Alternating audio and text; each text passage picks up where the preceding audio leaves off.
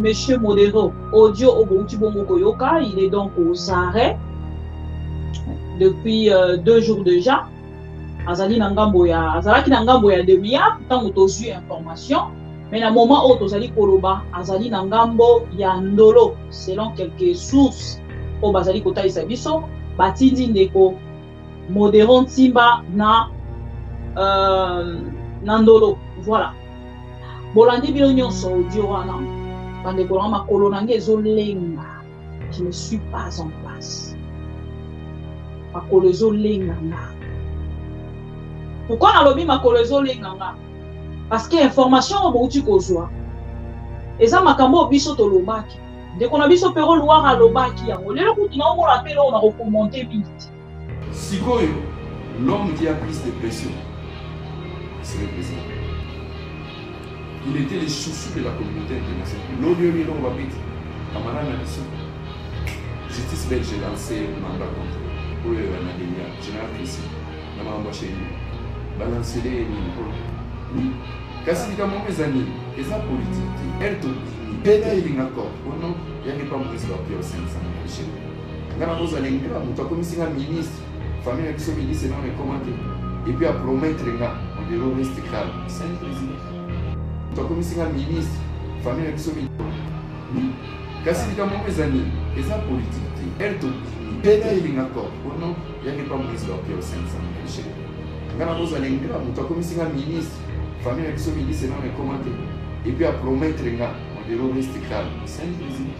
Et puis bah l'emploi beaucoup mieux posé côté mon banda comme na bilonga na élite. Aux grands frères na respecté yo, on a au téléphone on a na poto manda na biki. Chez lui basu dans mon délai. Ayo so ba pas mon na chez lui. Nous avons le plan moi. Petit frère mon président de la nation. Elle a que sur les propriétaires ce groupe azali et qu'on va chez lui na on va ça te ça. Elle a su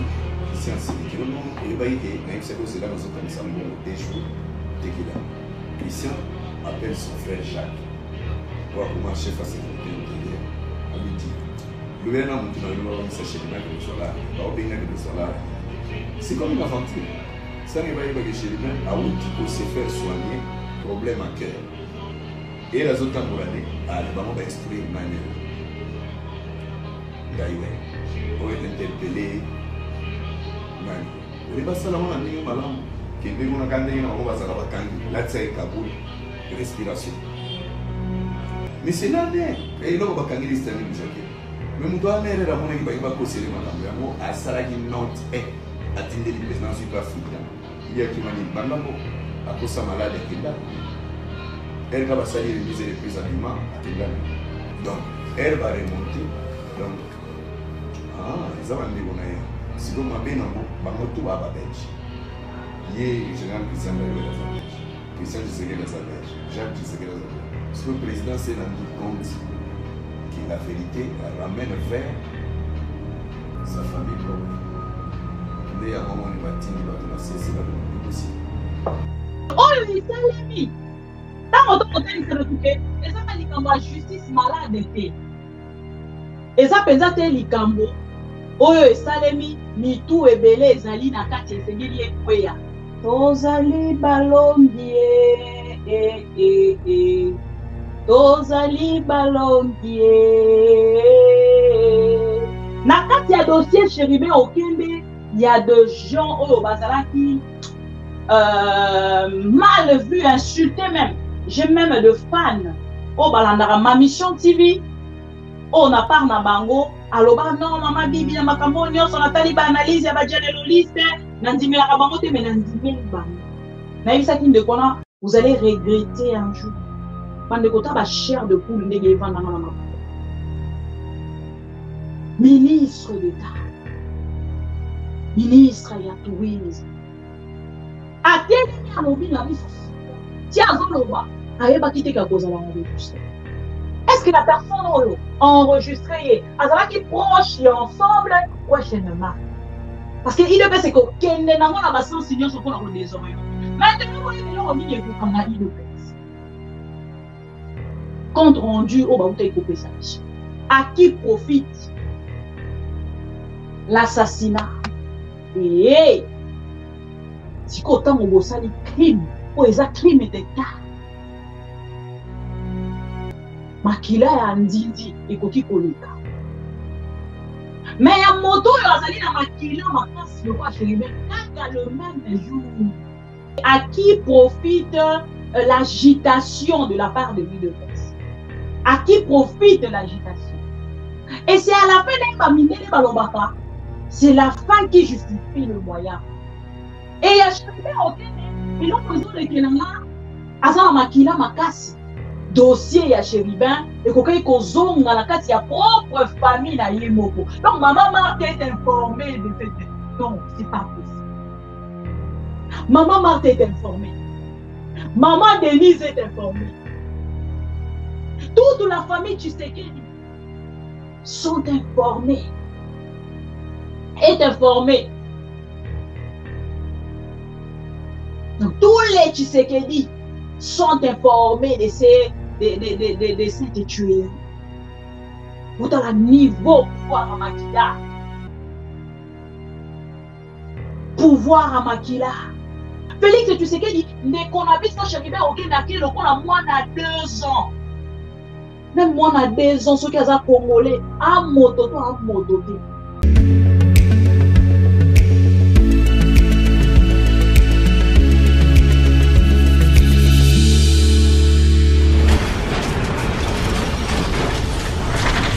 Ma Mission TV, le miroir du monde. Et les frustrations. Les frustrations. Moi, même l'histoire, ils se sont débarrassés. C'est bien. Mais c'est les accords qui comptent. C'est ça les jeux politiques. On a même ici amitié, on n'a même pas Kabila, tous ensemble. Oh non. Oh.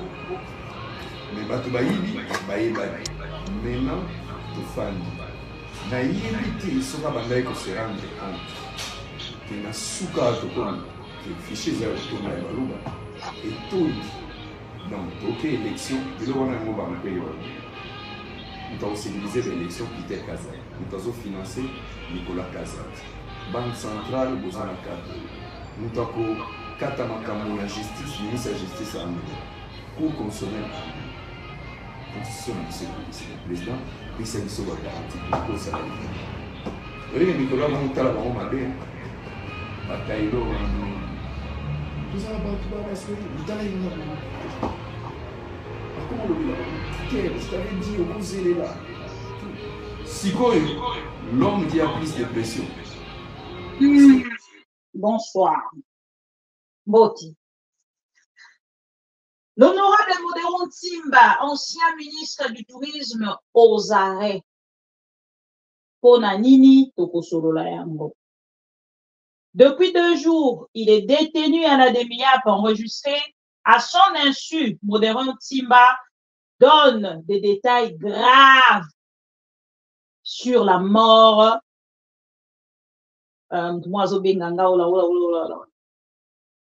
Sur la mort. Dans des détails graves sur la mort de Chéribin Okende, comme mes caméras, le caméra de Pero Louara, hein, pas les Bibi Kapinga, les caméras de Pero Louara, il accuse Christian Tshisekedi, photo na photo, tac, Christian Tshisekedi, il accuse donc Christian Tshisekedi, le frère pardon de Félix Tshisekedi, d'être les commanditaires comme les caméras de Pero Louara et l'Obelaka. Vous voyez, binazo luka vidéo, on a menaza pour retrouver en moti. Voilà. Comme mes caméras, comme mes caméras, il parle d'un problème de parcelle à GB et implique Christian Dayuel et sa DEMIAP d'être d'exécutants de cet assassinat. Alors, voilà, ma caméra est Pero Louara et Lubaka. Traçabilité Yanzela. Traçage, pardon, Yanzela. Yande Konabiso. Chéribin Okende. Et Salemaka. Et Lelo.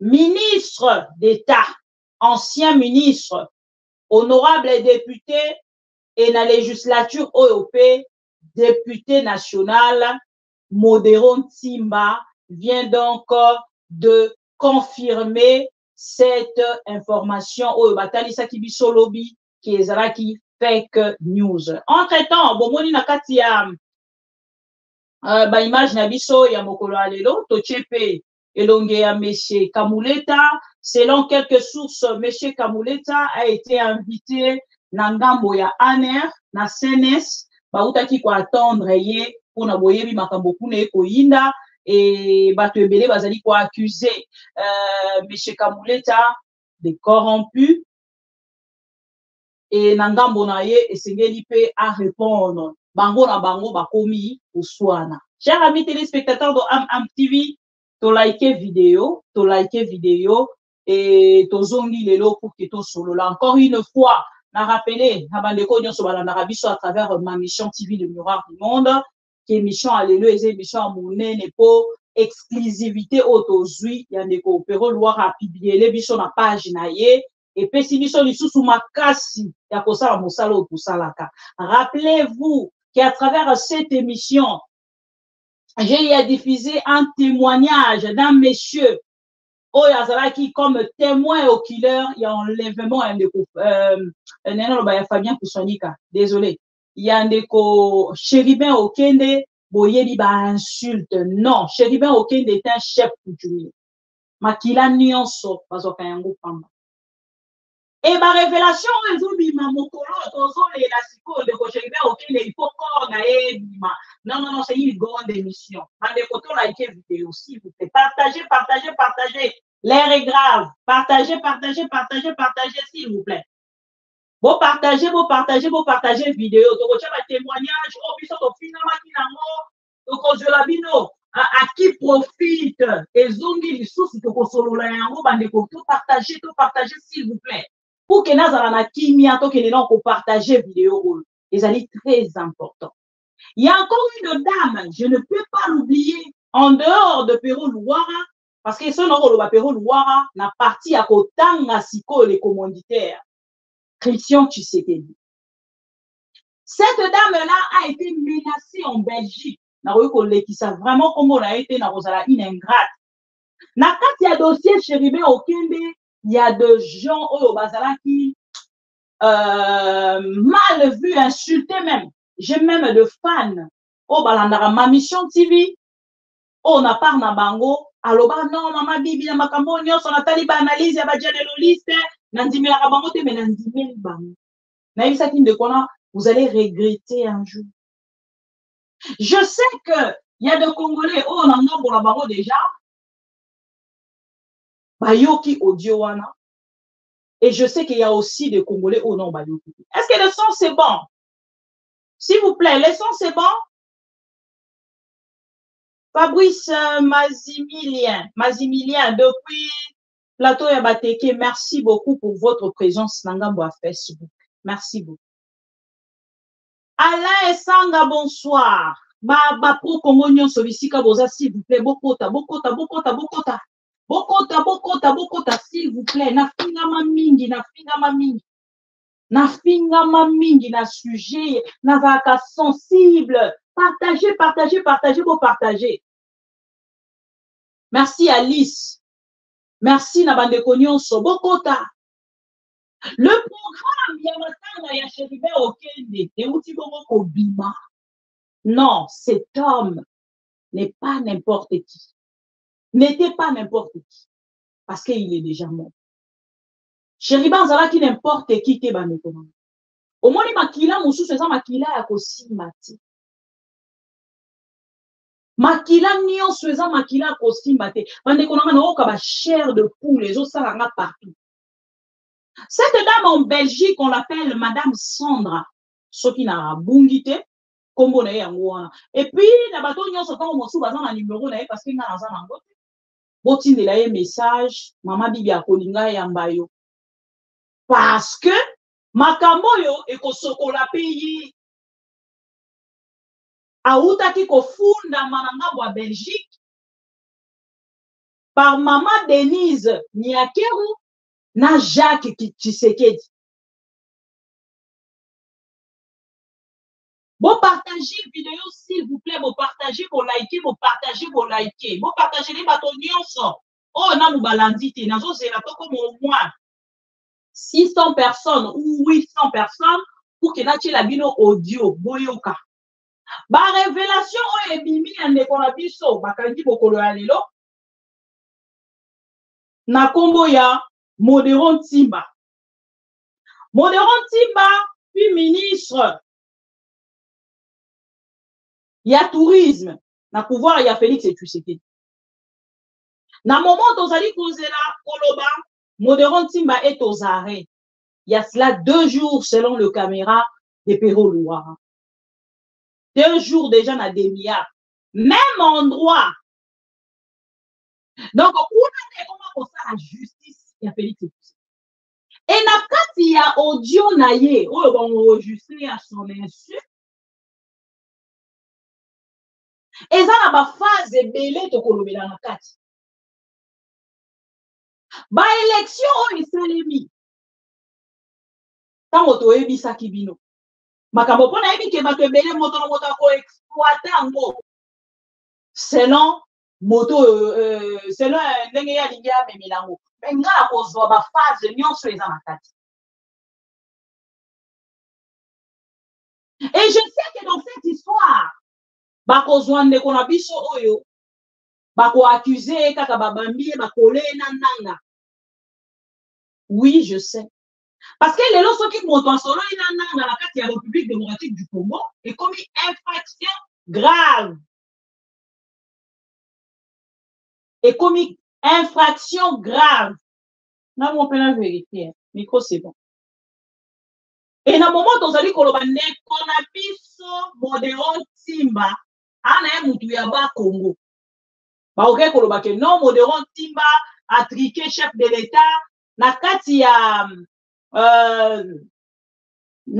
infraction liposo na boni ba publier ba commis à outrager chef de l'État. Parce que nakati on a ici tribalisme il a embrassé presque tout le point. Atali ndenge lelo PPRD bato ya FCC o bakina pa Félix Tshisekedi ba koma charge. Et atali ici baza ko benga ye on dirait pas bato ananga ndenge na ko yokela na yebi vraiment parce que atangi kombo la kati. Je ne sais pas ce qui bato ananga to bato a caméra ba ko bengi sa ye abina kokende te na yebi maram na bino bisika bobana. Félix Tshisekedi a komisa kinga ministre soki ezalaki kaka pona outrage au chef de l'État eza le sika moko ta fini Félix Tshisekedi. Mais loko ekangisi pour qu'il fasse 2 jours déjà na kati ya Demia on a zo information qui va tindie na ndolo likambo ya ndeko Chéribin okende et là na Demia pesaki le roi transition pour que va réfléchir to tinda e wapi pour que to pesa infraction to repesa public pour informer na public. Balobi non, botinda endolo, ba koleye pour épargner Christian Tshisekedi. Je ne sais pas ce que vous avez comprendre. Je vais vous laisser 3 minutes. Et ça, audio moko il y a 3 minutes, il a été enregistré. Boye di bande kona biso ba yi politique na part na bango ce qui est ba mati, bazanga moi mon petit, moi mon ami te. Il a kati ya mon ami, mon petit, par contre, la confiance beaucoup exagérée. Et na kati ya confiance exagérée, monsieur l'ancien ministre, il y a tourisme, monsieur Timba Modéron, a qui n'a pas exposé au Ezali le plan de Félix Tshisekedi exécuté par Ekiki selon de Konabiso Perro Louara.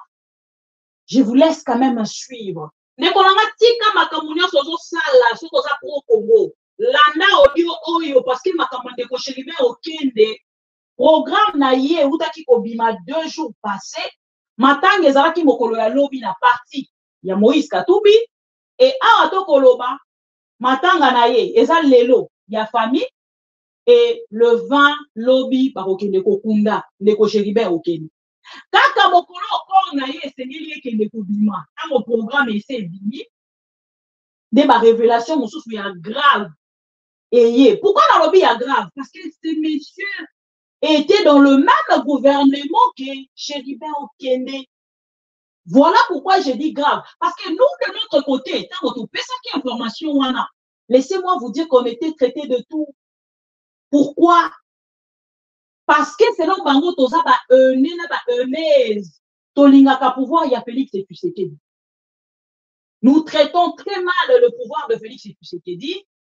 Parce que Bango Balingaka Tolinga, le rôle à papa, il y a Fanny, Mobile, il y a maman Denise, c'est ça le problème. Or, nous, par rapport, il y a ma dénonciation de ça, on le fait parce que nous considérons Félix Tshisekedi comme, entre guillemets, président de la République. Et maintenant, la personne qui nous parle à travers cet audio, c'est monsieur l'ancien ministre, député national. Il y a législature à 2018. Dans la législature, il y a 2023. Ministre, il y a tourisme. Naroti Kabino Bolanda, et bon, après quelques minutes. À tout à l'heure. Et les frustrations. Les frustrations. Moi, même Bissot, ils se sont débarrassés. C'est bien. Gouvernement. Mais c'est des accords qui comptent. C'est ça les jeux politiques. On a même ici amitié, on n'a même pas Kabila, tous ensemble. Oh non. Oh. Mais Batoubaïbi, maintenant, tout fan. Naïbité, ils sont abandonnés pour se rendre compte. Que na souka comme que fichier zéro tourne à Balouba et tout. Donc, ok, élection, le on a un mot banquier. Nous avons civilisé l'élection Peter Kazat. Nous avons financé Nicolas Kazat. Banque centrale, Bozana Kato. Nous avons Katamakambo la justice, ministre de la justice à nous. Cour constitutionnelle à nous. Constitution c'est le président, puis c'est une garantie pour le salaire. Vous voyez, Nicolas va monter la banque à bien. Bataillot, vous avez comment je t'avais dit, vous êtes là. Sikoyo, l'homme qui a plus de pression, c'est le président. Il était le chouchou de la communauté internationale. L'audio Milo Wabit, camarade Nadiso. Justice belge a lancé un mandat contre eux. Pour Nadenia, général Christian. N'a pas embauché lui. Balancer les lignes. Kasi kama mezani eza politique elle to bini pena ilinga ko ono yangi pa mwezi wa pio 500 na shiri ngana boza lengra mutakomisinga ministre famille biso ministre na recommandé et puis à promettre nga on diro reste calme c'est président mutakomisinga ministre famille biso kasi kama mezani eza politique elle to bini pena ilinga ko ono yangi pa mwezi wa pio 500 na shiri ngana boza lengra mutakomisinga ministre famille biso ministre na recommandé et puis à promettre nga on diro reste calme c'est président et puis balangaka beaucoup mieux poser côté mon banda comme na bilonga na yindi aux grand frère na respecter yo ono okelo fana nona na poto manda na bi Chéribe bazu dans bon délai ayo so ba bon mon na Chéribe nzoba no pango wana petit frère mon président de la nomination Christian elle a que sur les propriétaires ce qui peut avoir l'école va chez lui à un moment où on va présenter ça et la suite Christian Sidi et le bail qui n'a c'est là nous sommes ça des jours dès qu'il a Christian appelle son frère Jacques pour comment chef à sécurité intérieure à midi le gars n'a monté dans le numéro de sa chef là que nous sommes là bah bien que nous sommes là c'est comme une aventure ça ne va pas que chez lui à outil pour se faire soigner problème à cœur. Et les autres Tambourane, le ballon va instruire une manière.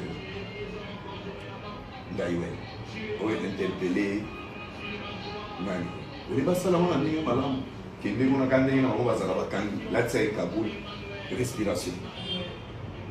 Mais c'est l'année. Et là, on va gagner les systèmes de Jacques. Mais nous devons aller à mon équipe, il va procéder à Saragi Nantes et à Tindé, le président sud-africain. Il y a qui m'a dit Bangambo, à cause de sa malade à Kenda. Elle va salir les mises les prises habillement à Kenda. Donc, elle va remonter. Donc, ils ont dit si vous m'avez dit que vous avez Belge. Il y a le général Christian Daïwe dans la Belge. Christian Tshisekedi dans la Belge. Jacques Tshisekedi dans la Belge. Parce que le président s'est rendu compte que la vérité ramène vers sa famille propre. Il y a un moment où il va tenir, il va cesser la négocier.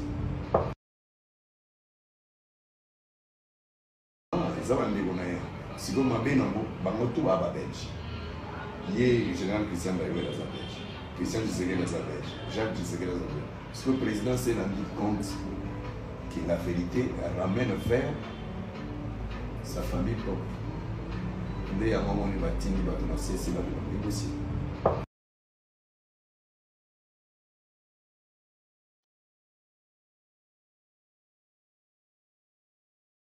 Oh, Jova. Tozali balongie, Tozali balongie. Otolonga na makila na Yesu na Golgotha. Boyoki, wembinze bwana no. Yesu ne molongie. Yesu ne molongie. Non, nana ma miso etambolanga. Nache extrait. Chérie bien au Kende. Repose en paix, papa. C'est sa posture. J'étais ministre, j'avais des avantages et du pouvoir et des honneurs et tout ça. Bon, tout naturellement, quand on n'est pas nanti des valeurs républicaines, de principes de loyauté, on peut s'accrocher et oublier même la quintessence de la démarche qui a pu faire en sorte que l'on soit dans cette position. Mais de ce point de vue, je n'ai pas de remords. On pourra regretter sa posture. J'étais ministre, j'avais des avantages et du pouvoir et des honneurs et tout ça. Bon, tout naturellement, quand on n'est pas nanti des valeurs républicaines, de principes de loyauté, on peut s'accrocher et oublier même la quintessence de la démarche qui a pu faire en sorte que l'on soit dans cette position. Mais de ce point de vue, je n'ai pas de remords. Voilà. Maneko balandi ya ma mission TV, le miroir du monde, tobandi siko émission na biso. Na ebisi bino que Monsieur Modero, audio Obouti Bongo Koyoka, il est donc aux arrêts depuis 2 jours déjà. Azali Nangambo ya, Azalaki Nangambo ya demi-a, pourtant on a eu information. Mais na moment où tozali koloba, Azali Nangambo ya ndolo, selon quelques sources, au Bazali Kota Isabiso, Batindi Ndeko, Modero Ntimba na Nandolo, voilà. Bolandi bino nyonso audio wana bande kolanga makolo nange ezolenga, je ne suis pas en place. Makolo ezolenga nga. Pourquoi nalobi makolo ezolenga nga? Parce que information obouti kozwa eza makambo biso tolobaki ndeko na biso pero Loire alobaki yango lelo kutu na omona pelo na rekomonter mingi. Mais aka juste que na yo opesa merci na bato batenaki. Tozui témoignage le même jour. Oh, bakene ko bomande ko chéri ben okende. Un monsieur, oh, te mokolo ya lelo a vivre en clandestinité. A ko vivre en clandestinité dans son propre pays. Parce qu'il y a des gens qui ont reconnu sa voix. Le monsieur est passé sur ma mission TV. Bokoyoka. Mais l'autre oloba mingi te bande konanga. Donc, il y a des cas de var à var, de var à var, pourquoi? De var en var, pourquoi? Parce que tant que tu as vu ça qui bateau, bateau ebele batele maki na ngambo na bango pour kotalisa bateau ke biso tozali ba improductif. Voilà, on a alors, à travers cette émission, toujours, tu causes de comment pas bien biso amoni biso pendant que tu es passé en direct, Azali comme témoin. il y a enlèvement, il y a un déco Chéribin aucun de Mokolo. Allô, allô? Allô? Oui, bonjour maman. Vous allez en direct sur ma mission TV. Maman Bibi, mbote na yo, mbote na bakongomani nyonso. Ya pas ezakaka parce que soki tozalaki banzambe mais peut-être likambo ekomeli ndeko Chéribin te parce que touti to assistaki na enlèvement wana ndenge ebandeli na ti bakei na moto pe akolanda azali te azalaki na cour constitutionnelle ezalaki na après-midi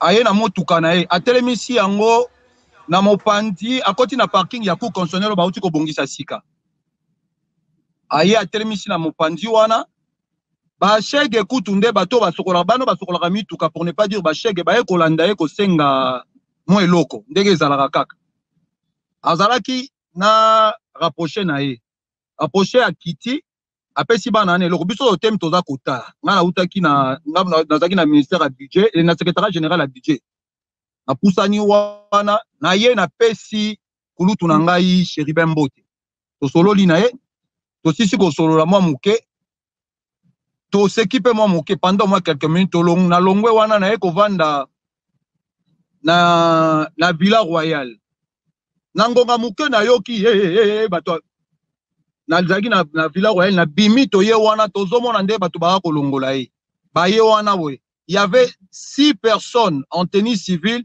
et puis batiki pick-up na bango juste kuna kota maison de la France parce que tolandaki baki na pick-up moko ya pembe pick-up wana ya pembe ezalaki na ba garde républicain bamura oyo tobengaka bamura misato na chauffeur moko bamura baki na kati ya pick-up wana ya pembe ya pick-up ya pembe wana ya Land Cruiser baye bamenace bazwi basimbi c'est lui-même qui a conduit sa voiture bapesi volant motuka na ye menace tellement le ezosalama makambo wana ezosalama ezali na liboso ya cour constitutionnelle na liboso ya cour bazwi motoka bakei nango la bakei aussitôt nani garde na yake bato balandi mais biso tokoyeba ndenge nini ke pick-up ya pembe ezalaki wana parce que tolandi ngai na démarrer motuka na ngai na landi tokomi ti wana nde tokomona bazwi motuka na ye moko moto azopusa la bakomi na liboso ya maison de la France bakitisi ye babwaki ye na nsima ale mura moko akiti aye azwi volant Chéribin nde bakei pasi yango wana tondimaki te kelo tokomona boye mais nous avons vite compris que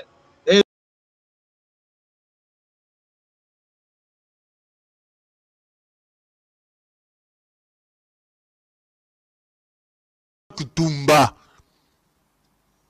vise donc à maintenir à tout prix et quels que soient les prix à payer Félix Tshisekedi au sommet de l'État. Vous excusez-moi. Naïbi que son nange yo kana kite na lobby wana eza ndeko otozwaka atémoignaka oya monaka témoin oculaire ndeko na biso wana atanga lisu kombo na ete po eza na bato mosusu ba reconnaîtra wana tozwi sikoyo ndeko na biso pero loara po leo toloba mingi te tokende ka de var en var parce que tolobaka yango donc une dernière émission on a outi koloba une émission précédente avant to lekana émission o likambo Chéribin na uta ikola kisa lisu vidéo ya ma déclaration o ngana salaka mais toyo kanon de kopero. Cette opération réfléchie de main de maître par le général Franck Toumba vise donc à maintenir à tout prix et quels que soient les prix à payer Félix Tshisekedi au sommet de l'État. Chéribin Okende se savait traquer. Chéribin Okende se savait traquer. J'ai discuté avec certains de ses proches. Okende n'était pas au pays. Chéribin Okende est rentré au pays, non pas ce dimanche, mais l'autre dimanche. Donc le 13, c'est jeudi. Donc le dimanche, c'était le 9. Chéribin Okende est rentré le 2 juillet à Zaki Nambokate. Il était en Afrique du Sud. Certains de ses proches estiment d'ailleurs que Chéribin est allé en Afrique du Sud parce qu'il avait subi une intoxication que la plupart des gens attribuent à la marche organisée par l'opposition.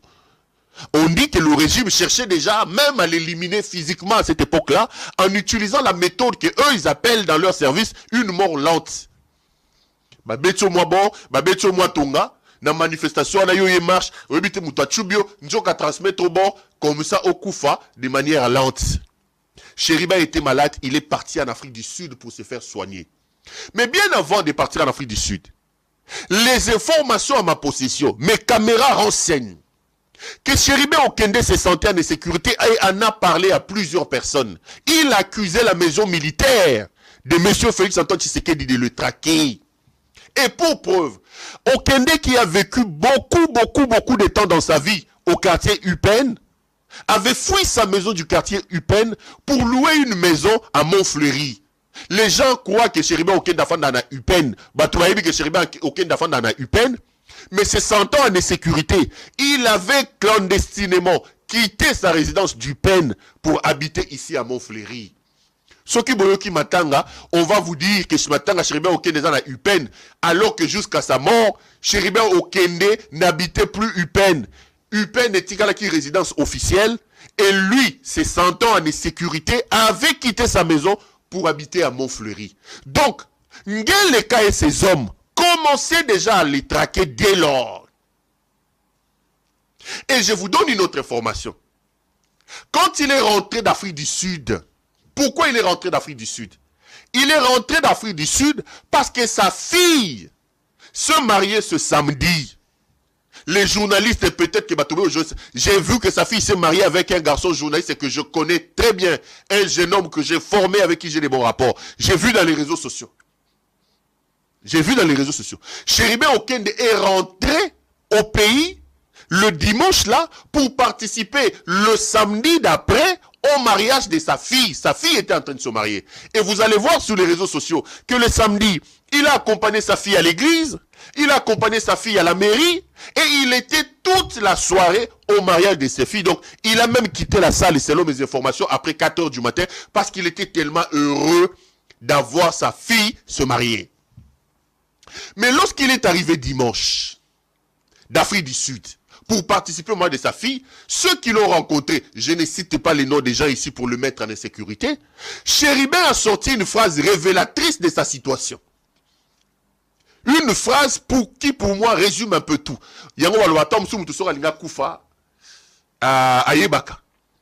Quand on l'a récupéré le dimanche, là, les gens lui ont souhaité bienvenue, bon retour.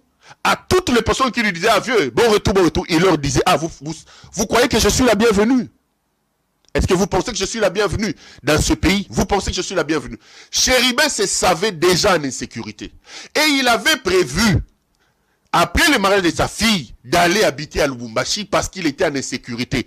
Il disait qu'il était traqué par la maison militaire. Et qui est à la tête de cette maison? C'est le fameux Franck Bouamunda. L'homme par qui tous les malheurs du pays arrivent aujourd'hui, c'est Franck Bouamunda. C'est lui le patron de l'opération Francky, mes chers frères. C'est Franck Bouamunda. C'est lui qui donne des ordres aujourd'hui. C'est lui qui amène des mercenaires. Le désordre, la cacophonie qui est à la tête de nos services de renseignement, la cacophonie qui est à la tête de nos services de sécurité, porte un nom, porte une signature, c'est un certain Franck Bouamunda, chef de la maison militaire de Ngeleka Elmout. L'homme par qui le malheur de la République arrive aujourd'hui. Je suis dans les éléments de fond. Donc, c'est un homme qui se savait en danger. Chéribin était en danger et il savait. Il disait aux gens qu'il est en danger, il est traqué par la maison militaire de M. Félix Tshisekedi. Pourquoi? Parce que dans le cadre de l'opération Francky, 2 personnes font mal aujourd'hui. C'est Moïse Katumbi et Kabila. Voilà les 2 personnes sur qui, pour qui ce monsieur le frappeur, Félix, a peur. Waneza, première partie, dans un moment, on a 3 vidéos et Pérou. Et jusqu'à ce que tu recommandes la vidéo Oyo, Atali Saki, Ndaku Oyo, Christian Tshisekedi, Abandaki Kouelela, na Ndekonabiso Chéribin Okende. Je sais que beaucoup de gens, tant bazo kota na kati ya direct na biso alelo, bazo linga ba l'information de Torobanda Rozo Maramuke Muke pour que boye ba nangambo na bino. Ndeko Oyo Kamuleta, Ndeko Kamuleta, oh bomoni toche, parce que te sarabino toujours que biso, toche a fait que news te, toche a ba information vraie, pour que tant va congolais ba kokota, mais ba yo kande siko réflexion selon maman bibika pingala po Congo. Et je pense que tozo qui est quand même na se comprendre dans ce sens. Monsieur Kamuleta, ce qui bomoni photo na ye, avant la zone dans la makamba de coucher du bien au Québec, bazali ko accusé na likambo etali corruption na dossier ya ba contentieux électoraux. Donc sur likambo etali dossier ya ba contentieux électoraux, monsieur Kamuleta est accusé. Bazali ko accusé na corruption. Et ce qui m'étonne, il a été attendu hier na ngambo ya entendu sur PV hier na CNS, mais information est bon maki ba eko binisa la biso information. Kamuleta pasteur mosali ya Nzambe yango na yebisa ba ndeko na biso ebele. Soki osala kate mokendaka kaka église, s'il te plaît revoir ba prière au salaka. Et ça ba prière ya tantôt plus tôt. Parce que Nzambe a rekolonga likolo te ya na se pour kala kopesa musala. Botala ba pasteur obolandaka. Si réellement azali mosali ya Nzambe et azali kosala justice vraie na ba Congolais, surtout ba o bakendaki na ba élection. Tango totalisaki bino kolela ya ba opposant. Ozonga likambo ndeko Chéribin Okende. To clair nanu. To commenter no muke ya Kamuleta. Après to ozonga na tozaka na kati ya justice. Tokotika la sikoyo na ngambo ya Madame Rose Mutombo na Vondo na o mosusu utaki kopesa biso suicide à 3 balles. Mikolo nyonso na yebi loko ekozwanga te naso tuna ba Congolais nyonso balangaka. Avez-vous déjà entendu quelque part qu'une personne azala bongo a se suicider bongo à 3 balles? Ami beta bala liboso ya mibale après ami sato ami beti na motema. Et si moto abalola munduki bwe kwa miboma na niveau motema. Nini ezwaki bino? Et mikolo nyonso ezokozongilanga. Parce que corps ya Chéribin Okende esengeli ekende na mabele. Ndeko moko atinela kinga video ya Brazzaville moko ba okende kokunda ye, mais cercueil na ye ezoboya kokende. Ezoboya kokende ezoko-orienter batu na nzela mosusu. Nde makambo ezokoma na ndeko Chéribin. Aisina mama bibi Chéribin sala baro kaka bo. Aboya kokende corps na ye kende kaka ti na présidence na oya. Corps ya Chéribin banda ko-orienter baro kaka mutu nyonso oya komema mo ba colonel kende kaka na oya. Na yebisa ke ndeko nanga est-ce que ça vraiment vrai makambo ya yebisa bi eza makambo solo esalamaki na passage. Et nous maintenant les a convertis autrement. Pourquoi je le dis? Parce que monsieur Chéribin Okende azan kumu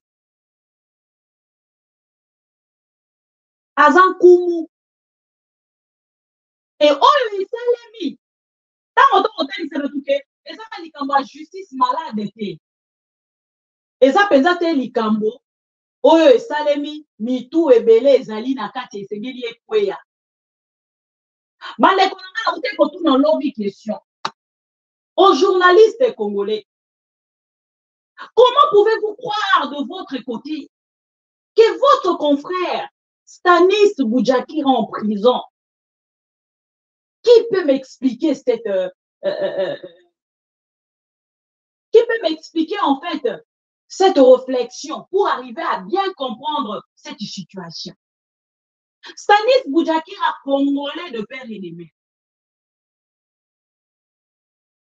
On lui arrête. On ne même pas qu'au Samba, m'a jeté en prison. Au lieu marcher ça à la Congo, par des Congolais. Batelemela, ba contester arrestation et Stanis Boudiakira, fait condamnation na ye. On voit la presse française à lieu place. Il y a presse congolaise.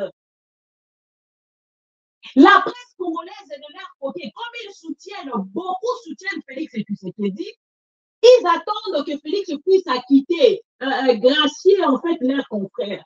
Mais on a choqué. J'étais tellement choqué. Parce que nous ne sommes pas sur la liste des journalistes. Nous sommes des journalistes des valeurs. Mais c'est encore comme 7 ans, nous sommes la dernière liste. Politico.cd, ceux qui actualité.cd, ceux qui Rachel Kitita et consorts. Parce que ça la clairement il y a bateau et on va soutenir Félix Tshisekedi. Ils étaient aussi avec le pouvoir du passé, mais avec Félix Tshisekedi, on dirait comme une luxe. Confrère la vie de Makangi, baza kokenene pas Félix Tshisekedi pour la poster grâce présidentielle. Au lieu de contester, parce qu'il faut que confrère a quand même mis les locaux pour Azali innocent. Nous devons accompagner Félix Tshisekedi. Ils ont accompagné Félix Tshisekedi juste avec sa justice, jusqu'à ce qu'on puisse condamner Stanis Boudiakira à 6 mois. Et comme ils étaient informés, Félix Tshisekedi aussi, que Stanis avait déjà fait plus que 6 mois, ils savaient que de leur côté, ceux qui vont condamner Stanis, Nathan Oesta Sali, à cause de la quitter. À quitter déjà prison. Normalement, il serait déjà libéré. Mais à un moment où on a dit Koloba, j'ai une information tu continues de la main pour le compte de monsieur Stanis Boudiakira. Monsieur Stanis est bloqué en prison. Serait bloqué en prison.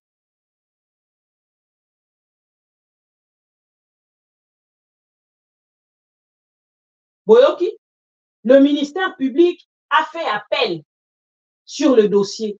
Il y a Stanis Boudiakira. Les 6 mois donnés à Stanis Boudiakira, ministère public est accepté à Moti.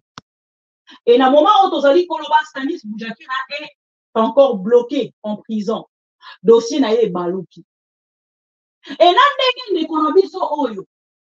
Aye kobimisela biso dossier ya Chéribin Okende, yango na biso que dossier ya Chéribin est cause la principale par rapport à ministre Modero Mtimba. Pourquoi? Il y a un moment où il y a une information, il y a monsieur, le juge, comment il s'appelle encore? Les papas, il y a pasteur, juge Kamuleta, n'appelle Sabino, juge Kamuleta, parce qu'il y a président et la cour constitutionnelle, tout le belana mouillé, après tout tikali na dossier ya Chéribin Okende. Na lobby pour na bandeko, bauti kokota peut-être tout de suite, qui n'était peut-être pas informé par rapport à notre titre au totier, Toboyi ba insulte, Boebi déjà ma méchant, Kolimara ba insulte. Nous venons avec des informations vraies et palpables. Okendo tamboli na basi kinyonso, Barotan Isao que M. Kamuleta a été invité na CNS et il a été entendu hier na CNS concernant le dossier, il y a contentieux électoraux. Voilà. Et si réellement, bazala qui croire la justice na bango, et puis croire à la personne comme étant pasteur, je ne pense pas qu'il pourrait être invité. Comme on l'a invité, c'est-à-dire, bazali koye bakenakati na bango justice na bango. Et ceux qui m'a bénéficié, nous devons tout revoir. La vidéo, tout est à refaire. Comme la présidence de la République, qui t'a à l'échec de ma élection, Nyon se saignait qui n'a pas visé à nous. On ne peut pas traiter seulement de députés des corrompus ou des voleurs et t'ont épargné pour les présidence de la République. Non. Il y a un moment la vitesse élagée dans l'Assemblée nationale, bah, qu'il y a déjà commencé ça. bémoliment na bango, on a retenu en 33 000 $. Et le peuple congolais a zolala. Bande konanga bokoyi kotuna moko mosusu ko yoki nzoto malamu to lobi non aujourd'hui vraiment je pense me reposer parce que je ne peux pas rester comme ça parler chaque jour tout à koyeba ke peuple congolais n'a pas na ya zolala na ye pour. C'est comme tout à l'heure je parlais avec notre frère Kerwin Maïzo on a tout nié motuna concernant likambo etali constitution. Oh, Félix, tu sais qu'il y a des en route. On a kobalola.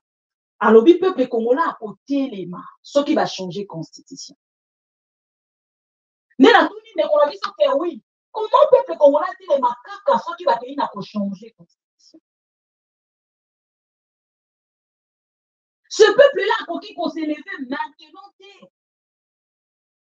Django Bomona qui ne connaît pas, docteur Mukwege, n'a pas en à Télémaki, excusez-moi, on a koloba que le peuple congolais est complice. Le peuple congolais est complice. C'est un peuple complice. Et pourtant, Makambo Nyonso, n'ayoki même pas réaction de batouiller ensemble, c'est-à-dire membres ou militants et ensemble, la famille, les Congolais au Bazaki pour soutenir des cochers. Cette déclaration est grave. Bande Konanga est grave. Bande Konanga, oui, concernant l'Iwa et les cochers au Kenya. Je dois quand même vous avouer une petite vérité. Naba makambo to yaka koloba na télévision. Ba pesi information moko o yeux rependa motema na yo. Oyo lobi ango, mais ça na batu mo bazo ko menacer na téléphone jusqu'à ko faire perdre yo ezali vérité o ba mebeni yo bani. Jusqu'à ko faire perdre yo vérité o ba mebeni. Okomi komi tout là. Et comme il a rabichu. Parce que vraiment c'était une vérité. Oh, bah, comment menacer ma casse, qu'est-ce qui se passe? Oh, c'était les puissances, le sang de M. Chéribin au Kenya. Bah, les puissances sont là, on a ma Chéribin au Kenya. Même une dame, on a compris narratif. Et je peux aussi insérer la dame de Belgique. Parce qu'elle, elle a cité le nom de Jacques Tshisekedi. C'est-à-dire, ma cambo, les conabis au lobby, et ça, ma cambo, et ça, ma cambo, sikati. Et l'Obama qui déjà. Tu comprends, il y a yeux plein Moussoussou. Pourquoi? Parce qu'il y a qui ministre d'État. Ministre, il y a tourisme. Nga ba wiko loba moto pamba. Ba fingi nga mwasi moko ndumba longwa mwasi ba bisesien. Et tout yo makamyo wiko lobeza vrai. Maintenant, enlevez Bibi Kapinga. Pero Loire a ene. Bolongo la pero. Sandra wana kutu. Mobali na yeto yebite soki nini tout ça. Bolongo li Sandra. Bande kota ba chair de poule ndenge vanda na mapoko. Ministre d'État. Ministre ya tourisme. Atelemi alobi na biso sikoyo. Ti azoloba. Ayeba kiteka kozala enregistré. Est-ce que la personne enregistrée azalaki proche et ensemble ou chez ne marque?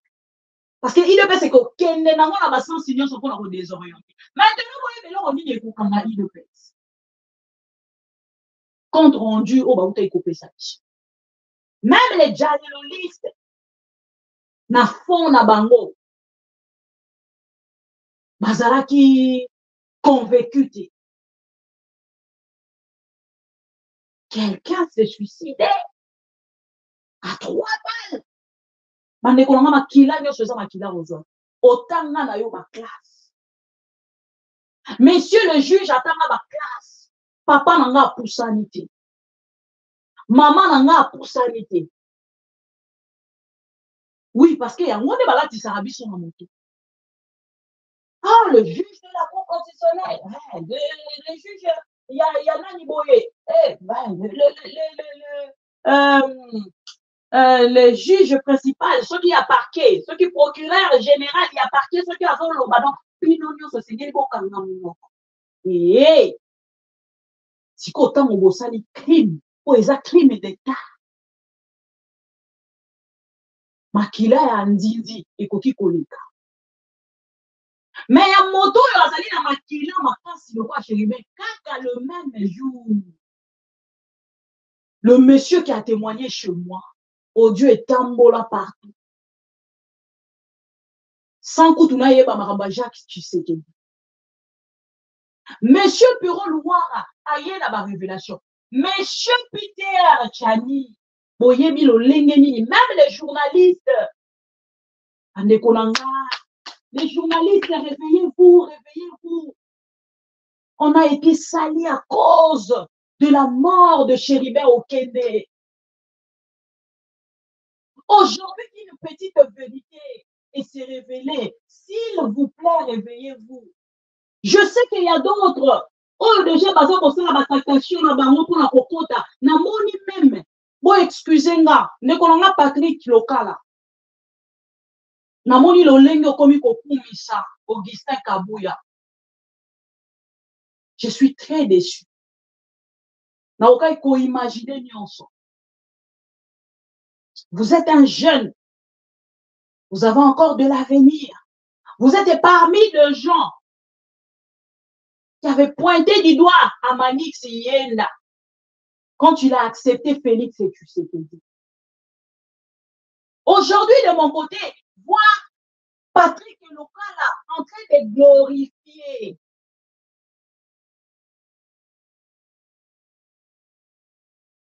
Augustin Kabouya, nalobi non, ce n'est pas possible. Et namoni lisusu Patrick Lokala en train de critiquer, à moins qu'il y ait que tu dois les l'hôpital. Vraiment, tweet, il semble que va pirater contre Naïe. Patrick Lokala, j'aurai besoin de vous. À travers vos tweets, namoni ozo critiquer les Perron Louara. Ozo côté la Kamuleta. Yumo kozalaki candidat mobilité. Alors j'aurai besoin de précision de Kolamba. Pourtant mon sous-souna kende ko hein? Parce que vous avez eu le temps. Il y a qu'à critiquer Israël Moutombo. Tous ceux qui ensemble. Ce qui Israël Moutombo, comme qui n'a point à Kolobake, qui local, na biso bisusu. Abi ba chemise elemba. Est-ce que lelo, ok, na ngambo Félix et Tshisekedi, pour que au son ma chemise ya, et l'on ma chemise elemba, et que les chemises ya makasi, c'est une question. Ce n'est pas une insulte. Dans ça, pour répéter, oh, Israël, le mot. Et avant d'aller plus loin que ça, je ne connais pas de raison, mais je me quand même être éclairci par vous-même.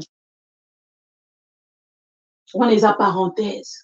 On a moni moi, tweet, moko ezali ko tambola, ndeko na biso, Patrick Lokala, azali ko kote la, Kamuleta, alobi, Perron Louara azwi mbongo, pour qu'il a sapé le nom de Kamuleta, azwi mbongo abaachi lukwebo, pour qu'il a sapé le nom de Kamuleta, si on a mis la yebo azaki candidat, ma bimite, comment on a kumisa Kamuleta et les Kelinga. Même Médard, aza contre, Médard a soutenu Félix et Tshisekedi. Aza wetu. Mais azali contre Kamuleta. Mais je suis un peu confuse. Sunanga moke na parenthèse wana, na kangi yango. Tozongi siko na dossier na biso. Bandeko nanga tango na yoki audio oyo na leli. On pourrait tout imaginer. Tu acceptes à insulte. Chaque jour, tu auras des insultes.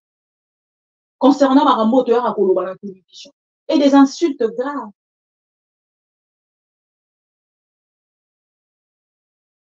Rappelez-vous, dans le dossier à Chérubin Okende, on nous disait toujours, chaque jour, à qui profite l'assassinat. Aujourd'hui, chers amis congolais, au grand jour, Bissonio Sotozali est informé sur ces dossiers et il n'y a plus question de se poser la question. Moi, j'ai posé la question de savoir à qui profiter l'assassinat de Chérubin Okende. Mais moi, je venais pour dire aux Congolais, reposez-leur la question. Reposez-leur la question à qui profite l'agitation de la part de lui de Perse. À qui profite l'agitation? Et c'est à la fin c'est la fin qui justifie le moyen. Et il y a Chéribin Okende, et l'on besoin de Kenanga, Azama Makila Makasi, Toloba Kiango,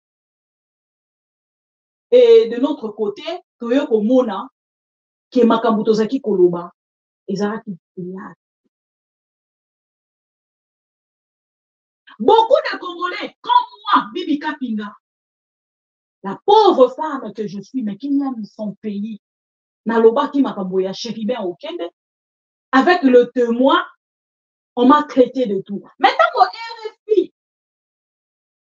RFI, et elle a dit cette information, même si on a des var en var, avantage n'a pas archive, Toboma. Bolanda.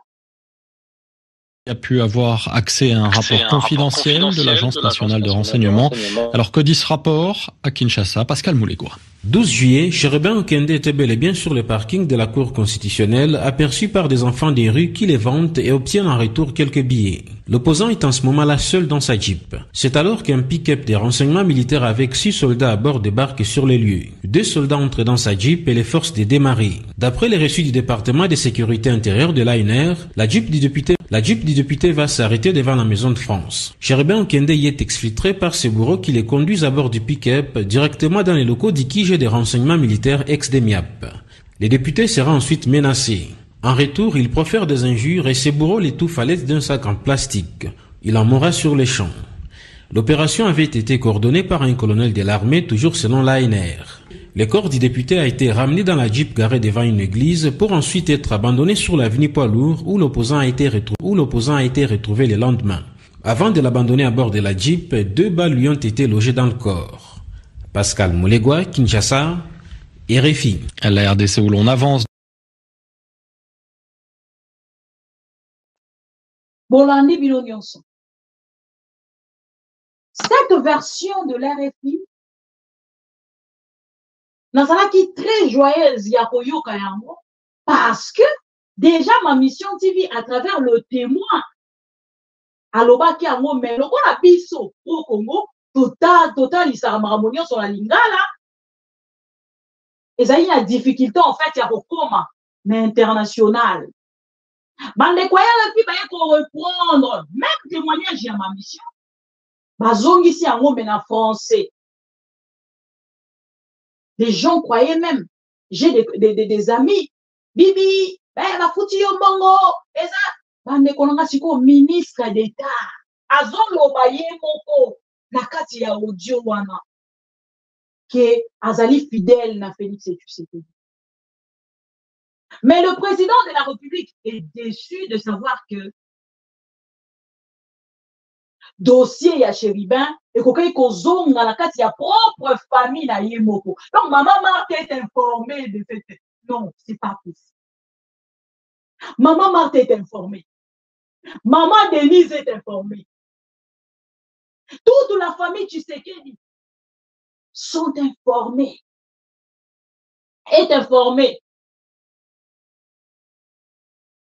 Donc, tous les Tshisekedi sont informés de cette tuerie. Vous avez un niveau pouvoir à Makila. Pouvoir à Makila.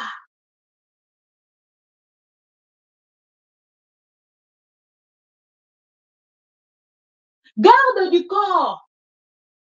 Ya Chéribin. Monsieur Kamoulette a wangana li kamo ya Chéribin yaka la cour constitutionnelle. Je pense que c'est le moment. Ce qui réellement dans la justice. La famille de Chéribin Okende na yebi ke bozo na matanga. Na yebi ke na moment tozo koloba corps ya ndeko Chéribin Okende ba ko exposer ngo lobby ba ndeko na la cinquantenaire na ba chair de poule. Comment ces messieurs Chéribin n'était pas n'importe qui, s'il vous plaît. Non, mais Chéribin n'était pas n'importe qui. Asalinga Kobana, Comment la veille? Il y a sorti, il y a corps, il y a chéribin. Maman, la vérité, à Kafumba, oh, et Mimi, les sous-sous-boutou. D'ailleurs, même le garde du corps, oh, il a témoigné à Tibouko. Le chauffeur a été relaxé parce qu'il a accepté qu'il y a n'importe quoi.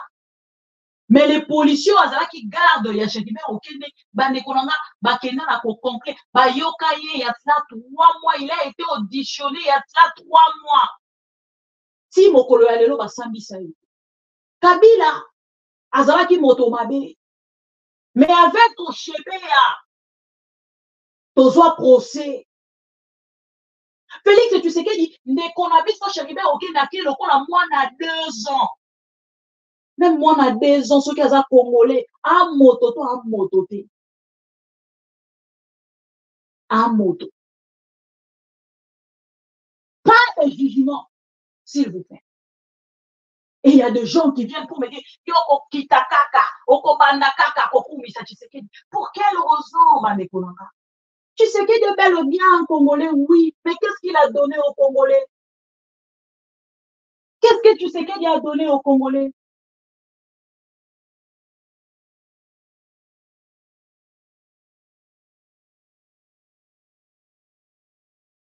On arrête les gens. Oui, vous avez raison.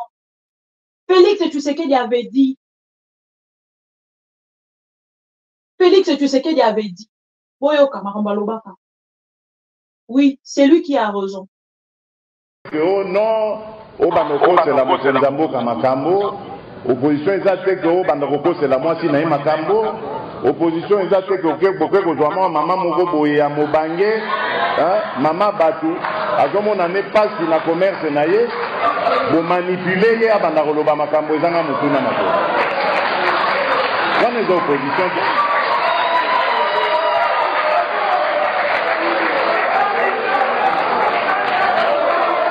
Yango wana naza koloba na bino bolanda liloba loba te ngape nakozala intolérant na bato yo bakoluka ko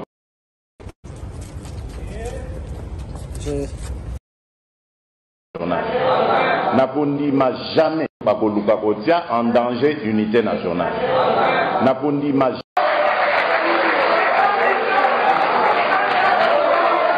yango wana naza koloba na bino bolanda liloba loba te ngape nakozala intolérant na bato yo bakoluka kotia en danger unité nationale nakondima jamais mutu atelema abanda kosala tribalisme boyokaki ntango elinga ebanda na Katanga nakendeki nga moko nakei kuna po ete nayebisa bana mboka ke na Congo nga naza kodirige na kokolinga yango te Congo onga naza ko diriger moi na Congo nyonso azali ndenge moko. Il n'y a pas de Moulou baza privilégié, ou Mungal baza privilégié, Moussoaïd baza privilégié,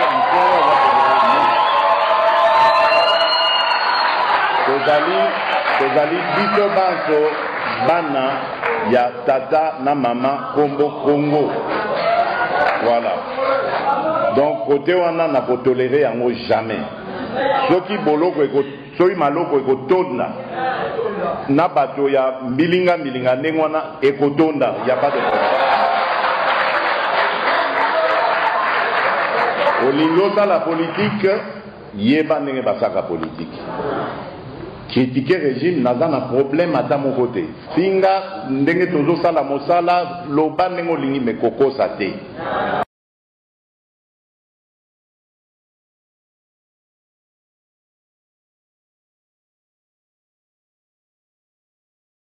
Bolandi Félix Tshisekedi.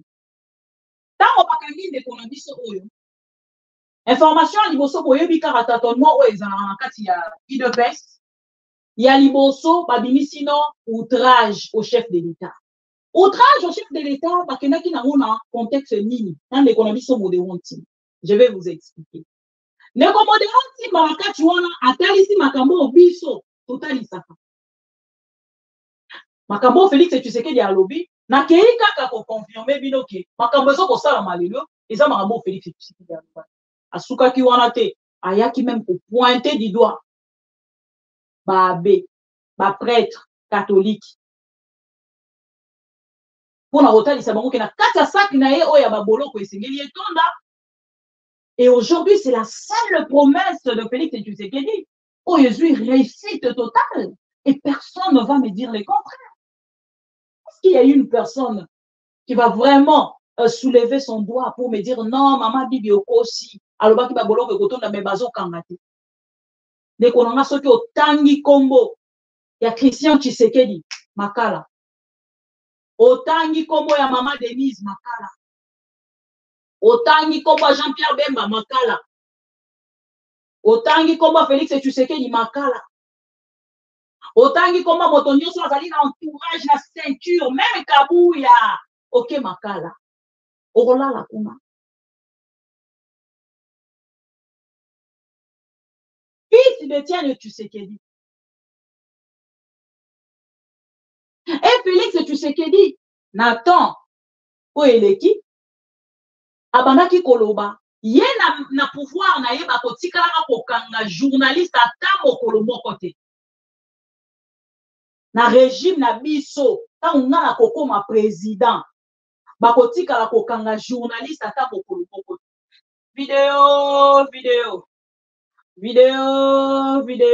Félix Tshisekedi, vidéo.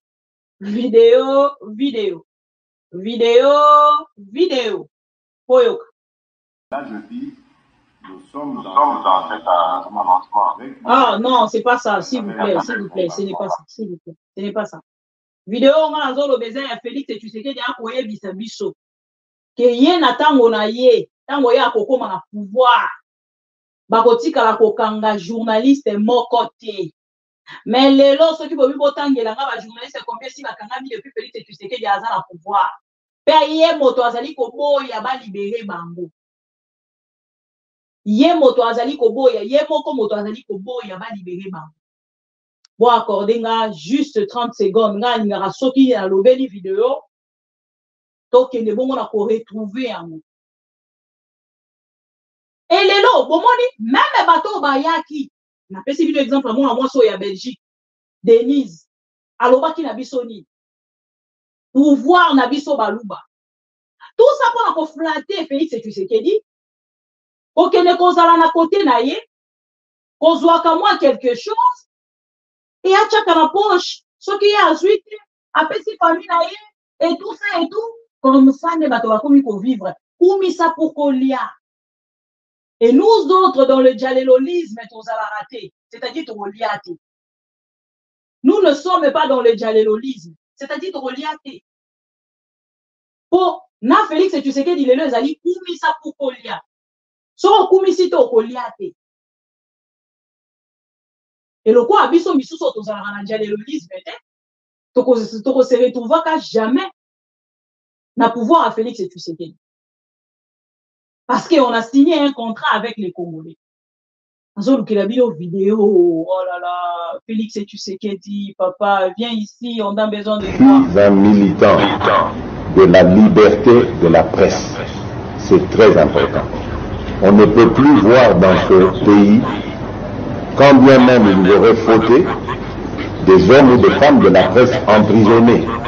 Et c'est peut-être ici l'occasion de lancer un vibrant appel à la libération d'un de vos confrères qui est injustement retenu en prison, Peter Siani, pour qu'il soit libéré. Ça, c'est des choses qui n'arriveront pas sur notre président. C'était très facile, hein? C'était très facile à dire que na pouvoir na biso et qu'on arrivaka jamais. OK? Na lingara var pour ce qui va eza et que na repesa na moi temps na pe mamukie na yo kisabatu makambo eza kolobama na bosolo pe bosimbo. Voilà. Et na tchela bino pe déjà ya bosembe. Bosemba atalisa alobi, on peut tout refuser à Kabila sauf la liberté d'expression. J'ai la vidéo. On peut tout refuser à Kabila, sauf la liberté d'expression. Pour ceux qui ont tali ba émission, quand on s'alaka awa wana bosembe ngaite. fils à maman, yé muta koloba. Soki totali, makambo eloba maka awa na émission na biso, même Brazzaville, pays d'en face. Si quoi Félix Tshisekedi na nyonso aloba à salité. Félix Tshisekedi nous parle de Boloko, ce que outragé chef de l'État. Or, il était le premier. Il y a côté les Mélalikambo, il y a outrage au chef. Ah, Nalingarava.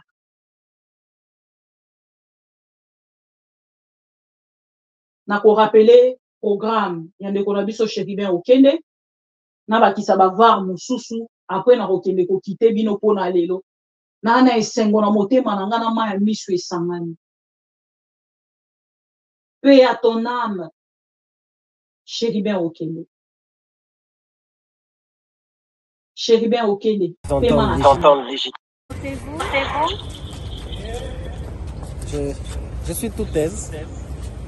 Vous venez répondre aux députés nationaux par rapport à tout ce qu'on nous a dit. C'est un devoir républicain. Je dois répondre aux préoccupations des représentants légitimes du peuple. Moi-même. Non, ça ne doit pas incarner une peur. Si c'est cela la conséquence, je vais assumer parce que j'ai le devoir de redevabilité vis-à-vis de la chambre basse de notre Parlement. Mais pendant ce temps, vous restez fidèle à votre président du parti. Ce n'est pas la question à l'ordre du jour ici. Ma loyauté est confirmée vis-à-vis du président de la République, chef de l'État, en tant que membre du gouvernement de la République. Kaka mbora phrase wana ezangi lo aventure moto wana lobaki na fachi betonde tokoti kopete malgré zo sala interview. Et parlons de cette vidéo ezaki liboso ya palais du peuple na kozonga na sujet ya ndeko Vital Kamerhe. Ndeko Vital Kamerhe, ce qui s'est passé au palais du peuple, non, c'était grave. Mais le coup le pacificateur, entre parenthèses, mais même par votre nom, par votre titre de politicien, aux ongi stimati, quand la Congolais, oh l'olenga betami le la moi, même moi, azana moi considération na moni na mikili ya poto. L'olenge moi bazo pesa ye considération niama bazo pesa ye na considération na ye. Un Congolais les autres aux autres les là-bas M23 tolobi bazo sala biso mabe tozo les là-bas nanga bolobi no bananga wana baza ba traître siko bota liboso ya palais du peuple devant le policier ba beti ndeko wana presque à kufa tabassé à mort bandeko. Et maintenant pourquoi? Parce qu'il y a lobby la vidéo na ye que yewana moyi Kamerhe, yewana. Babeti, l'olenge babeti ndeko. C'est ce qui s'est passé. Je vais donner le programme Yamaton de Konabiso Chéribin Okende pour le gens. Oh, bah, yébite. Programme des obsèques 19 mars 2024. Veillée mortuaire au centenaire protestant. Le 19, c'est aujourd'hui. Donc, ceux qui ne cochent bien au Kenya, Azalaki quand même, Tolobite Kazalaki saint. Pour nos cas, il y a audio, ils ont gagné beaucoup d'argent. Vous avez la à Félix Tshisekedi, il a gagné beaucoup d'argent.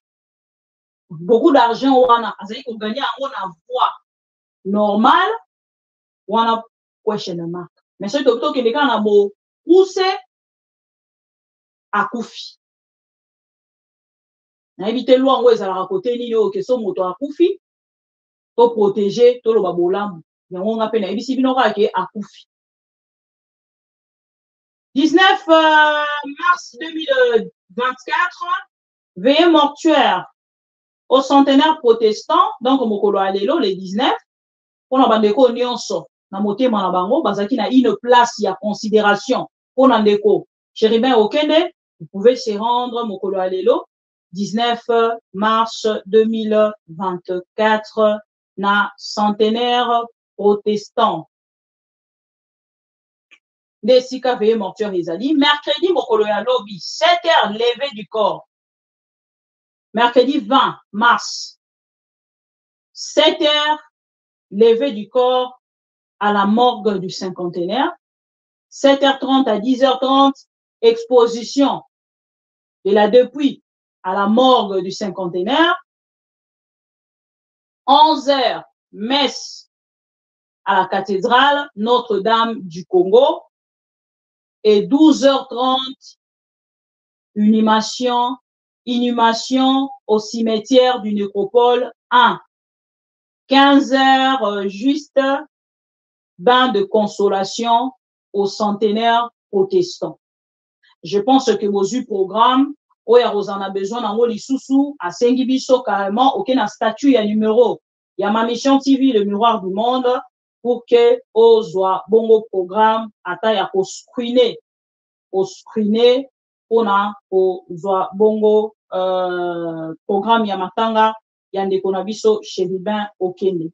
Cher ami congolais, voilà tobandaki kolobela likambo ya ndeko na biso Chérubin Okende et na bateau nyonso bokolanda biso nazaki ko commenter tout à l'heure avant na kita na plateau nanga na ebisi bino lisusu une fois na yo kaka makasi elataka nga na nzoto soki na moni makambo na lobelaki to makambo ba confrère mosusu nga na pesaka valeur ba Fabien Kuswanika ba Kerwin Maiso Pero Loire et ndeko na biso pe ya mwasi na monaki alobelaki je ne sais pas ce qu'azaka journaliste mais ba ebisi nga azali na fondation azala na fondation na ye ma dénonçaka ndeko na biso lokola Bokechua Yambo vraiment nakendaka na ngambo nanga en dehors ya ba journaliste bandeko mosusu pe babundaka komba na bango na moke na ba valeur et peuple congolais pa akendaka na koyoka bango mais bato bakendaka koluka ko discréditer bango et nga nayokaka esengo na motema nanga soki ba vérité aboyebini. Et je pense que pendant que ndeko Chérubin akufaki makelele esalamaki autour ya liwa na ye nayebisaki bino ke liwa wana eza pamba te lelo Chérubin Okende bakoexpose corps na ye mokolo ya lobi makelele ebandi lisusu afaki de non cette fois-ci. Et je pense que Chérubin Okende akotika batrace et mokolo ya lobi ntango baza koenterre ye. Je pense que la famille, oui, bien sûr, vous êtes chrétienne. C'est une famille chrétienne, oui, mais de votre côté, vous devez aussi dire un mot dans ma belé. Oye, Chérubin ayaki ma belé, azongi na ma belé, mais na direction nini. Parce que biso nyonso toza appelé ya kokufa lobi, mais na direction nini. Sur quel chemin pour que na ma belé en zonga ma belé. Voilà, c'est un peu ça. Alors, à tous les talibans qui profitent de la mort de Chérubin Okende, c'était comme une chanson.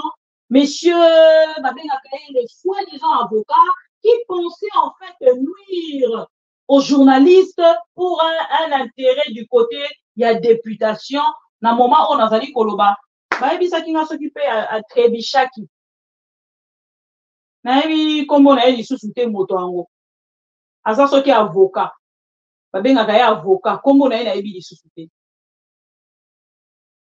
nayebi lisusu kombo na ye te babengaka ye avocat monsieur l'avocat kombo na ye ekimi peut-être ma mission lelo elingi te kombo na ye ebima kombo ekimi donc ntango deja information ebimaki ya ndeko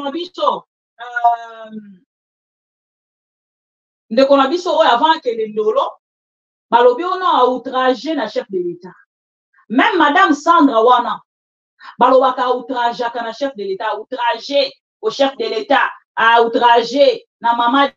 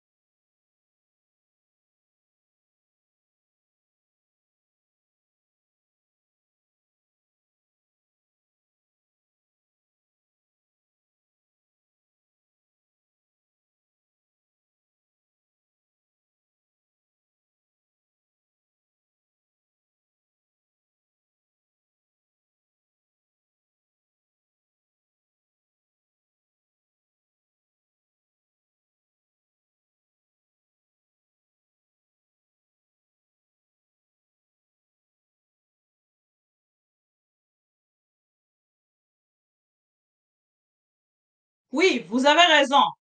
Son nange kimi. Siko, c'est bon? Bozo kanga? Nabane koloba. Oh là là, nande kumunate. Oh là là, je suis désolée. Merci beaucoup. Alors, bango nyonso, baza ba belge, parce que na kati ya audio oyo, elobi makambu nyonso. Bozo kanga? Voilà. Micro nanga ekomi déchargé, elembi. Micro nanga ekomi déchargé. Donc, nakomi ko utiliser son, voilà. Il y a caméra. Non, utiliser son et caméra. Voilà. Donc, bango nyonso, bandeko to protéger mission na biso, pardon. Tocha ba like, s'il vous plaît. Tocha ba like na émission. Alors, na kati ya audio oyo, dossier eza munene. Metalisi biso, outrage au chef de l'État. Na kati ya outrage au chef de l'État, bokoye bake na kati wana alobi, Félix Tshisekedi, en vrai sens ya moto loba yango azali tribaliste. Parce que lelo, Félix Tshisekedi atondisi kaka baluba. Mais entre-temps, atalisi pe fidélité na ye na Félix Tshisekedi. Et akei au-delà, ake kotalisa likambo ya liwa. Ya ndeko na biso, yango babi soki. Hein? Makila ya moto eko ganga. Ekendaka koluka. Okosala justice était. Donc, ndeko Chéribé, on dirait baba ki loko azan kumu. Tia kota na mabele. Ya bankoko. Esengeli makila na ye ganga. Donc, makila e gangi. Moto azalaki ministre d'État. Baza ko enregistré à son insu. Azoloba avec facilité. Nyonso. Wa.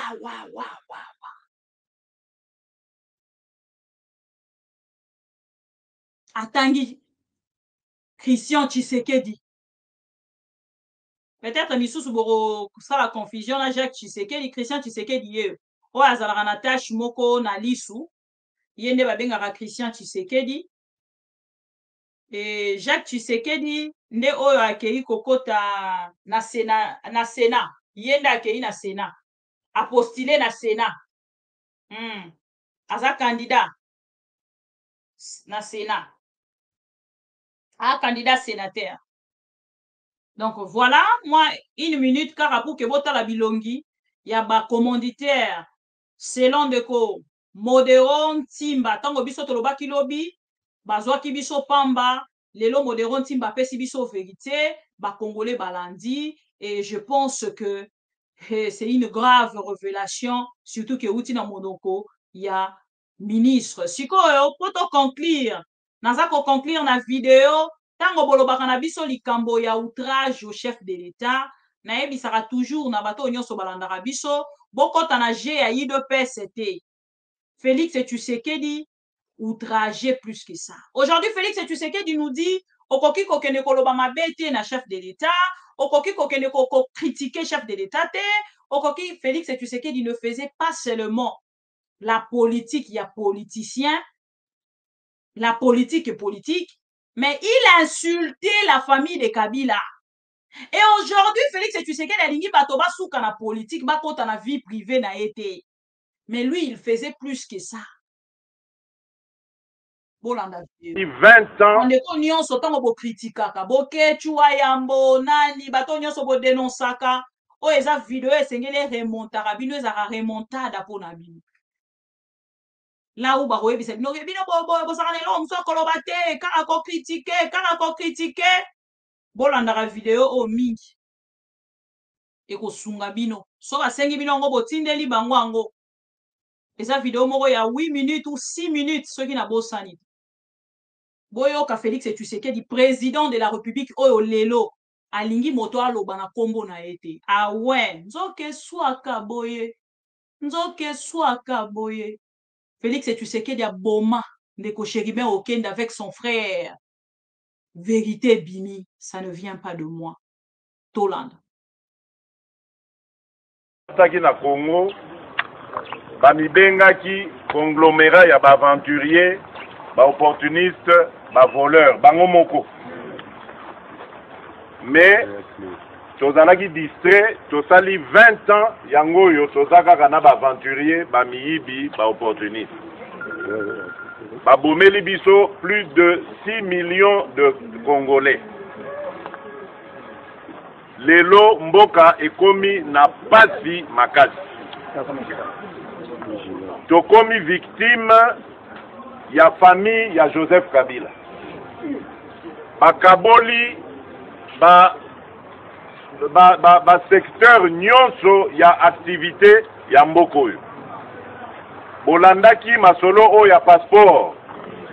Ba passeport na biso tangu tofutaka yango $65 balongolaka na kati wana ekendaka na compte moko ezaka na Dubai epongwama na famille na ye. Ba imprimer nyonso ya valeur ya mboko oyo. Ba document nyonso bomonaka ya valeur tofutelaka. Ndeko na ye ya mobali mutu aza na marché wana ya partout. Ba plaque oyo esambusaka totambolaka nango. Ezali kaka ya famille na bango. Bango mutu bazwa marché à kosalisa yango. Donc tant tosombaka plaque ya voiture boye baka ke tokotisaka mbongo na famille ya Kabila. Esilité ba secteur ezali ebele na tangi ba mine te oyo bokota na secteur minier bokuti mine ya Songolo ezali Lipasa, mine ya Pakala ezali Leki. Oh kuna mwasi na ye tolobi biloko wana esili. Tokoki kondima mboka na biso etekama na motindo wana te.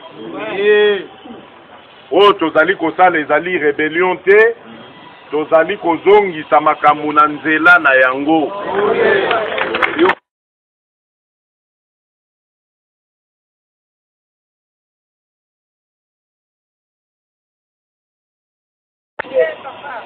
Que bana na biso bazanga ndenga kokende classe. Babenganaka bana na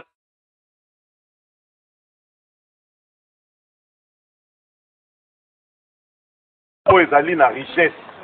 Mboka o ekoki ko permettre bango batanga ofele banda première année primaire ti bakosilisa université. Tokoki kondima te ke ba intellectuel na biso. Tango bazosilisa classe na ba capacité bazanango ba yekoli na pasi wana. Bazanga misala bakoma kosala misala ya mike mike o ezali na niveau o batangela kite. Tokoki kondima te que na mboka na biso o ezali mboka ya batu bazana motema monene poto yambaka bapaya na mboka oyo banda tozwa indépendance. Mopaya nyonso soka ye na Congo azala mundele azala moto moindo alingaka kaka Congo. Po ba Congolais na ba Congolais bayambaka ye na lokumu. Mekasi biso moko bana mboka oyo tomonaka pasi tongo pourquoi ça ne peut pas continuer comme ça. Makambo ezolekana na est bana mboka bakataka bango ba kingo. Babomaka bango ba violer ba mama na biso bana na biso ezali inacceptable. Makambo ba créer lelo na Kasai babomaka bazwi milice ya bandi wana oya Gédéon Kyungu muto kutu bakokai kotinda kutu na CPI ye wana bazwi ye balibere ye bazwi bandi na ye bakotisi bango na Kasai babandaka kokataka bandeko na biso bakingo kuna makambo wana tokoki kondima yango soki mokete ezali culture ya sika Kabila amemeli biso na mboka oyo. Me biso tozali koloba biso bakolo mboka oyo tokondima yango te.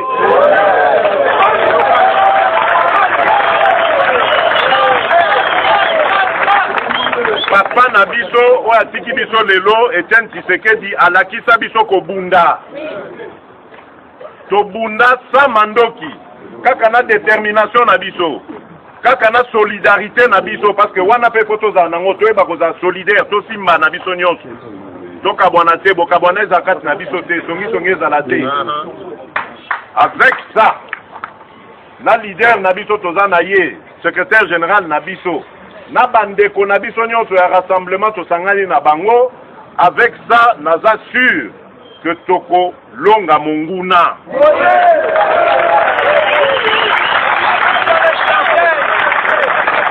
Nayebisi bino bana mboka toza lisusu na droit ya kondima bozoba oyo tozali kovivre te, sinon tokomi bacomplice na yango.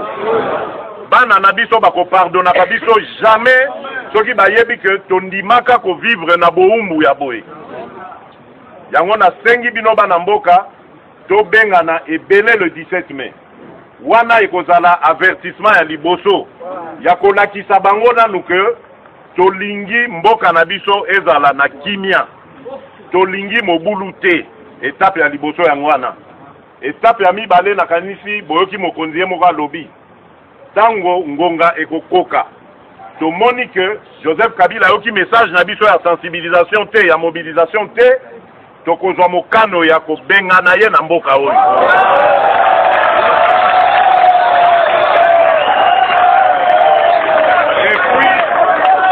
Et puis tokozala na droit na yango. Naza koyebisa bino tokozala na droit na yango. Po bisika nyonso tozotambola baza koyebisa biso boye. Congo toyebi ke muto aza wana azali ko violer makambo nyonso, a violer constitution, a violer accord au tosali, malgré que a violer constitution toyokeli mawa tolandi conseil ya président na biso tokei na dialogue epesi kaka ke a violer constitution. Batu baza koyebisa biso na bapaya babi bino bakongole bozwa initiative tokoboya yango te.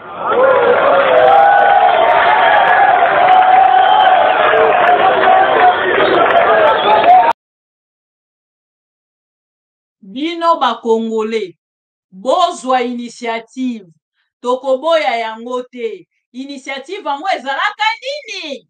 Question mark. Entre temps bazaki déjà na ba M20.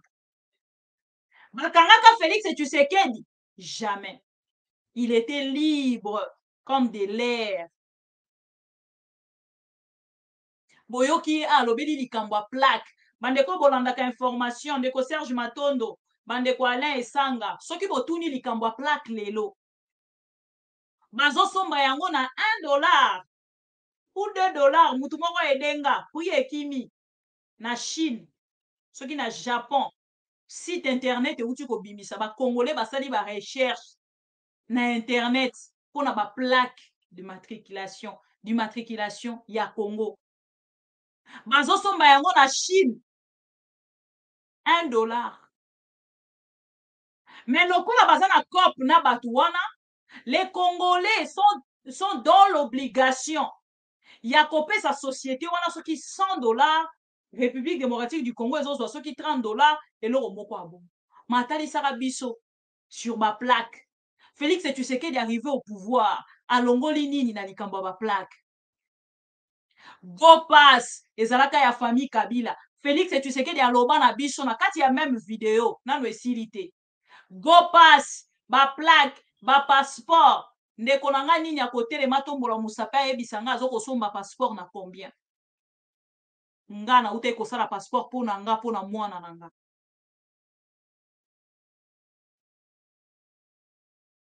$200 et quelques. Mais UDPS c'est fait ça biso. Ah, var nalinga var makasi. Je vais vous quitter. Donc, je vais vous laisser Bolandi vidéo. Et puis, je pense que tous ces derniers temps, palobi namno likamba outrage, zoa vidéo, zong c'est la Félix Tshisekedi. Wape Kabila kokai koleka lo baba bolo kwe kotonda. Bato ya Kabila pe bakokai koleka babe bo interpeller na noza pe nani. Kozala mwana Etienne Tshisekedi epesi privilège ya koloba makambo nyoso akoloba te contre la famille Kabila. Boyoka bakanga moto moko na Belgique akende kosamba na famille Kabila. Wana eza sujet na koya na yango na madame Sandra. Naza koluka e bo sengela nga numéro na bengi ndeko langa Bokechu pona mona ka e mwa mingi numéro ya Bokechu naza na yango mena ya na zuye na téléphone te. bosunganga moto aza na numéro otindelinga na WhatsApp ya numéro ya ma mission TV. Bosilisi video oyo tokokutana lobby. Yango naza koyebisa bino. Yango naza koyebisa bino. Ennemi na biso ya liboso avant Joseph Kabila, ennemi na biso ya liboso ezali bobangi. Soki tolongoli kobanga tokomona Joseph Kabila ana lokola nyau, lokola léopard. Donc yango nasengi bino boye. Yazali moto azana besoin ya respect, biso pe toza batu toza na besoin ya respect. Soka lingi to tosa ye atosa banana no dwa kotosa biso. Atosa mboka, atosa mibeko ya mboka. Oui. Sinon tokoyokana na yete. Voilà. Yango boyoki avertissement déjà pesi. Démonstration liboso le 17 mai. Ya mibale tokobenga na ye soka yoki yango te.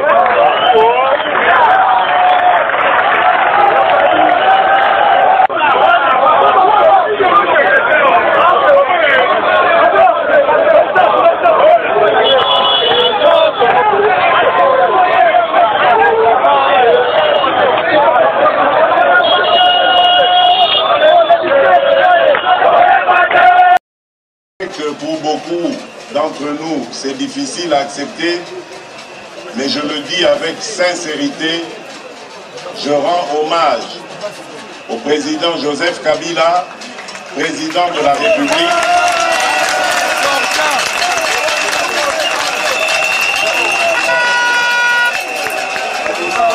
Je vois que vous avez aussi eu la même réflexion que moi.